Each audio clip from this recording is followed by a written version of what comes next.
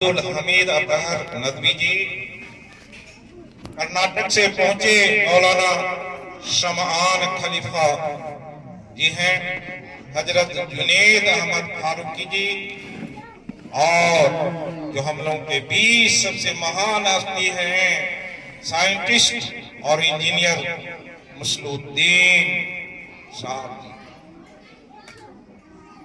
को मैं धन्यवाद देता हूं, जो सुदूर से चल कर आकर के इस जोगी की धरती पर जो मसाल जलाए हैं, उस मसाल की रोशनी में हम लोग जिए।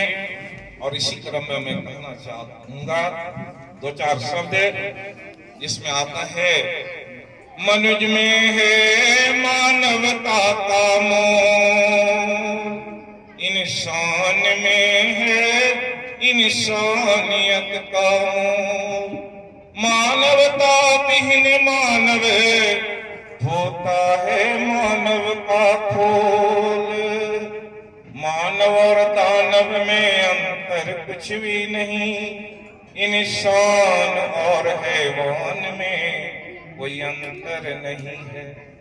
अपने कर्म से इसलिए आया है, जीवन मरण के बीच है कर्म प्रधान, उज्ज्वल उसका जीवन है जिसका कर्म महान है।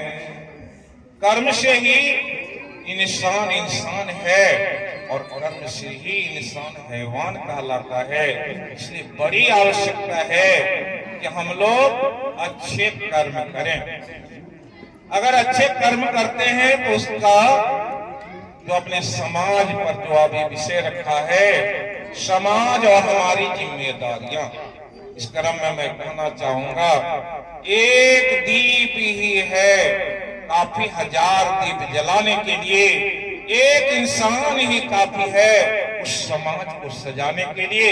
इसलिए बड़ी आज चुनौती की बात है कि जो हम लोगों के बीच में ये इंसानियत का जो आज संवाद दिया गया है, उस इंसानियत का जो पाठ पढ़ाया गया है, उसको अगर हम चाहते हैं इस जमीन पर उतारें तो उसके लिए बहुत कुछ नहीं करना।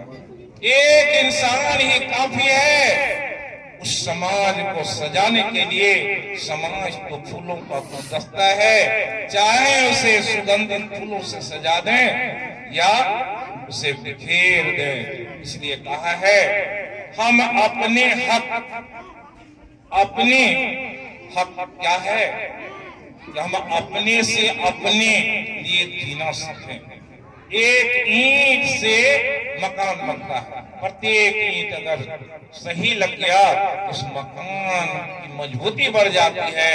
एक इंसान भी अपने लिए सही ढंग से जीना जान जाए, करना जान जाए, तो वो समाज बदल जाएगा। क्योंकि एक गुलदस्ते में अगर सुगंधित फूल ही लगाए जाए तो सुगंध बिखेर जाता है। इसलिए एक इंसान ही काफी है अपने समाज को सजाने के लिए। इसलिए अपने भाग का करें। हम सुधरेंगे तो सभी समाज के सुधर जाएंगे। एक ईंट से ही उस मकान को देखा जाता है। इसलिए हम लोग क्या हैं, इस समाज के एक ईंट हैं। ईंट मजबूत हो जाए तो समाज मजबूत हो जाएगा। मैं ही चंद शब्दों के साथ अपने वाणी को विराम देता हूँ।